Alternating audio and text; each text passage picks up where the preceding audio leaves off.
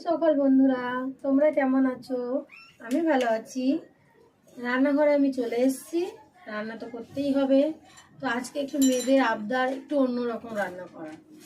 চলো, মাঝে মধ্যে ওদের কথাও তো একটু রাখতে হয়, যেহেতু ওরা ছোট।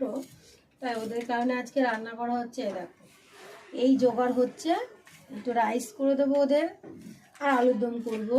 কারণ আমাদের বাড়ির সামনে আজকে একটা কালী পুজো আছে, সেজন্য মাংস টাংস কিছু করা যাবে না। তাই ভাবছি ওটা একটু নিরামিষ আলুর দম, একটু রাইস করবো। তো চলো আমি রান্নাটা করে নিই। তোমরা কি রান্নাঘরে গেছো, রান্না করছো? চলো, আবার দুপুরে দেখা হবে তোমাদের সাথে। বন্ধুরা, তুমি দুটোই একসাথেই ভেজে নিচ্ছি। গাজর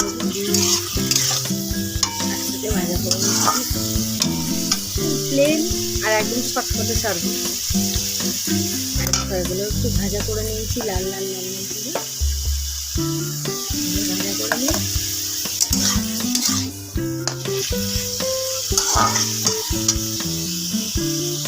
চিনি নিয়ে নিয়েছি, মিক্সিতে গুঁড়ো করবো। সাথে যে মশলাগুলো শুকনো খোলায় ঢেলে নিয়েছি, সবাই জানে তো রায়কি মশলা।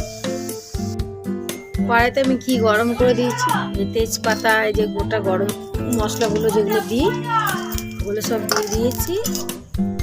দেওয়ার পরে বেশি আগুনটা বাড়িয়ে দিইনি, আমি কমিয়ে দিয়েছি, নাহলে ঘিটা একটু বেশি পুড়ে যাবে।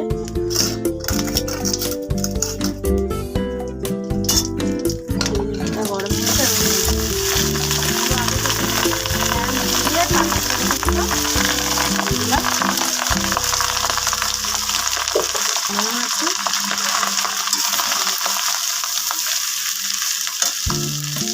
যেমন ভিজে রাখা এগুলো সব রেখেছিলাম।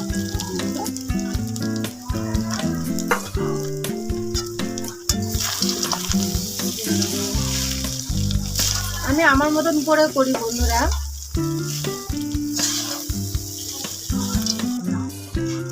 আমি তো আমার মতন করেই করি, সেইভাবেই তোমাদের একটু দেখাচ্ছি। এই যে চিনিটা আর ওই মশলাটা গুঁড়ো করে রেখেছিলাম, ওটা দিয়ে দিচ্ছি। দিয়ে একটু হালকা গ্যাসে মিক্স করে নেবো। গ্যাস নামানোর সময় আবার একটু উপর থেকে ঘি দিয়ে দেবো। রেডি। আলু আমি আলুদম, পাঁচফোড়ন, তেজপাতা, আদা, জিরে টমেটো একসাথে মিক্স করে নিয়েছি। লঙ্কা দিয়ে আলুটা আমি সেদ্ধ করে রেখেছি আগের থেকে। লবণ দিয়ে কষিয়ে নেবো, কষিয়ে নেবো।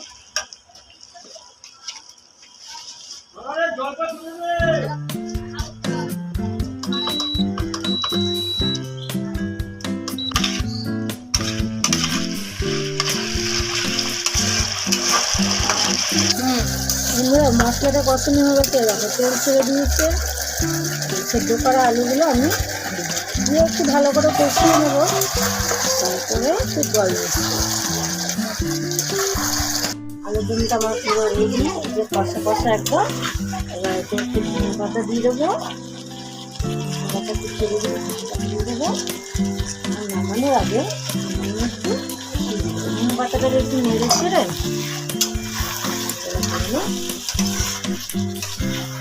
বন্ধুরা, দেখো আমার রান্না হয়ে গেছে। রাইস করেছি আর আলুর দম করেছি।